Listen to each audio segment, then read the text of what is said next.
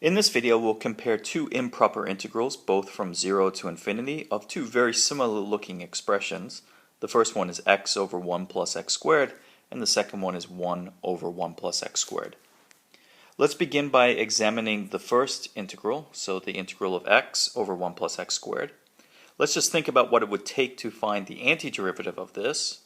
Because of the x in the numerator, which is roughly the derivative of the denominator, a substitution would be an appropriate choice here. So I'm going to take u to be 1 plus x squared. When I do that, its derivative is 2x, so du is 2x dx. I do not see a factor of 2 in my integral, so I'm going to divide both sides by 2, and that tells me 1/2 du is x du. X dx, and now we can do the substitution. X dx gets replaced with 1/2 du, and then the remaining portion, the integrand, is going to be 1 over u. Now this is an improper integral here with limits of integration, so we need to find the corresponding limits of integration for the new variable u. In this case, I'm going to take u of 0. I'm going to evaluate it into my expression that defines what u is. That's 1 plus 0 squared, and of course I get 1. I then need to consider what happens as x goes to infinity for u, so I need to think about 1 plus x squared as x goes to infinity, and of course that goes to infinity as well. That tells me my new limits of integration will be 1 to infinity. This is an improper integral, and as such it's really a limit of a definite integral, so I'm going to use a new variable b just to take the placeholder for that upper limit of integration, and we're going to let b go to infinity.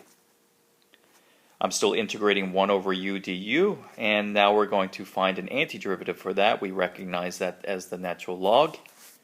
That needs to be evaluated from 1 to b. So again, still a limit. Find its antiderivative, and using the fundamental theorem we'll evaluate at 1 and b. We're going to get 1/2 the limit, and we're going to evaluate at b, so that's natural log of b. I don't need the absolute values now because b is going to infinity, and so eventually will be a positive number. And then the natural log of 1 for the second term. As b goes to infinity, the logarithm grows very slowly, but it does grow to infinity. It's an unbounded growth, and the natural log of 1 is 0. And so as b goes to infinity, this limit will go to infinity, and that tells me that the integral of x over 1 plus x squared from 0 to infinity is in fact divergent. It's a diverging integral. We're now going to look at the second one. We've changed the formula just a little bit above.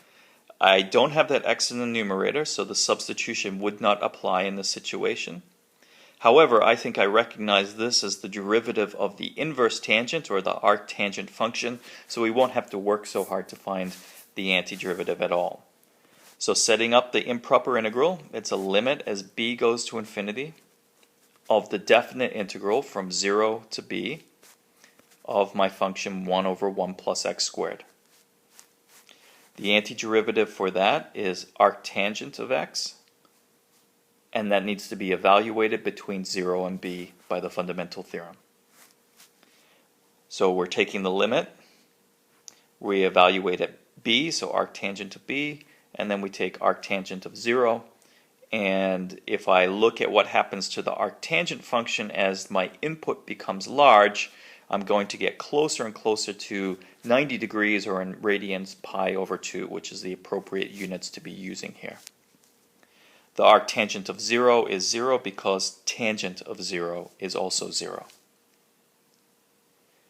This tells me that the integral converges to the value pi over 2. So let's look at the picture of these two functions. Here's the first one we integrated, x over 1 plus x squared. When x is 0, the function starts here at 0. And as x becomes large, it will start to go to 0. So we should see it decrease towards the x-axis. The other one is starting at x equal to 0. It starts with a y value of 1, so it starts up here. And again, it decays down to 0 in a similar way as the other one does. But we're seeing very different answers here. This blue area from 0 to infinity of the original one apparently diverges. It's not a finite amount of area here. In the second one, it's actually converging to pi over 2. There is a finite amount of area. So diverges in the first one and converges to pi over 2 in the second one. That's dramatically different behavior, even though the graphs look somewhat similar. The issue here is that in the first one, when I see x over x squared, it's growing, or rather decaying, like the function 1 over x.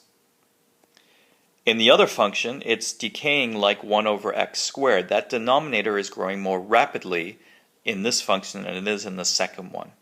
And it turns out that this function here is going to 0, but 1 over x is not going to 0 fast enough. It's going to 0 too slowly to keep this area under the curve from accumulating. And in fact, there's infinite amount of area because of that. In the second example, 1 over x squared is going to 0 fast enough to ensure that this area under here isn't accumulating, and we actually see a finite limit in the end.